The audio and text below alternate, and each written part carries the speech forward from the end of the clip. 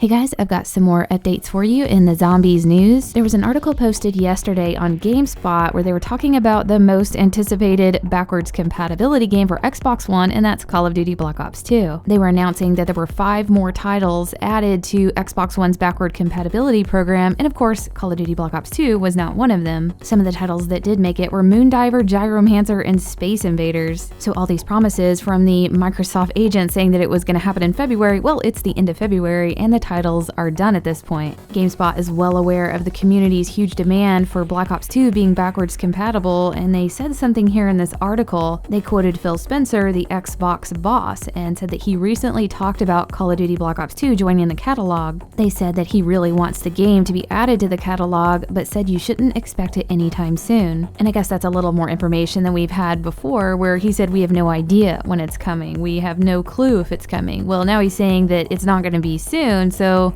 there's a good possibility that it could be later this year. Next in the news is the expected release day for Infinite Warfare's DLC 1 Sabotage for Xbox One and PC. This article here talks about how the Sabotage Infinite Warfare DLC 1 release day was January 31st on PS4. And since PS4 gets it 30 days early, then PC and Xbox One should expect DLC 1's release day to be March 2nd. March 2nd is exactly 30 days from January 31st, and it also puts it on a Thursday. And Thursday seems to be the pattern for Xbox One and PC to get the releases for the DLCs for Call of Duty. And for those people that are on PC or Xbox One and are anticipating Raven the Redwood Zombies, here's a really nice chart for you guys to check out. It's got everything you need to know on how to build or do the main Easter egg. And this was made by Hootie off Reddit, so big shout out to him. I'll have a link to this graphic down in the description. For those of you that have been reading the Call of Duty Zombies comic book series, the 3rd comic is going to be released next Wednesday, March the 1st. You can go to Dark Horse Comics to pre-order it, and they also have 3 pages of the comic that you can preview and read. But I'll have this link to the Dark Horse comic page for the issue 3 down in the description if you guys want to check it out. Next in the news is about Lee Ross and some of the really cool stuff he shares with us on Twitter regarding like behind the scenes stuff that they do for the game. He's showing a very interesting shot here of Paul Reubens. You know, he plays Willard Wyler and he's like Pee Wee Herman, but he's wearing an all black outfit and he looks like he's wearing a motion capture like headgear. I googled motion capture images and you can see a lot of these people that are getting it done or whatever have these little white balls on them, but they're all dressed in black. And that headgear is the exact same one that Kevin Smith is wearing in this picture, so he's gonna have some type of animation. Whether he's going to be a boss, a playable character, I doubt, but he's going to be animated in some way. Should be really exciting to see. One of the biggest topics in zombies news for Raven the Redwoods is what's the first step to Ghost and Skulls 2?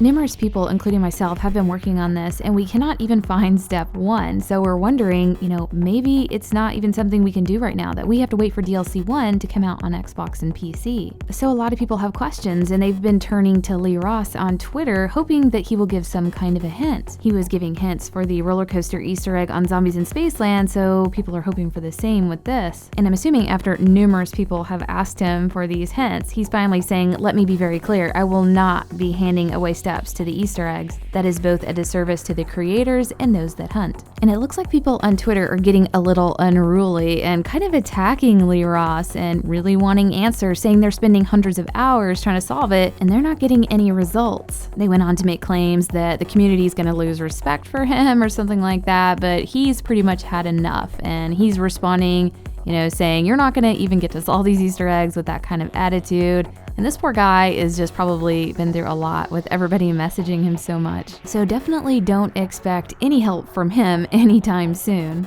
Last in the news is an update that Infinite Warfare just put out. They patched some stuff on Rave, and one of the things they patched was the gas grenade. You can no longer damage the slasher or the super slasher. One thing that's interesting is that they're calling the boss fight slasher a super slasher, so it's good to know like what to call him. He actually has a name. And one thing they patched that I really thought that it was a legitimate thing that you could do, and that was to kill the slasher from the ritual steps with a repulsor, and apparently that was not intended. I made a video about it and everything. You can see right here, yeah, you just do the repulsor and it would kill him instantly. Someone messaged me and said that the firework trap instantly killed one of the slashers, so I'm gonna go in and check that out and I'll keep you guys updated if it actually works. But I hope you guys enjoyed this and we'll see you next video.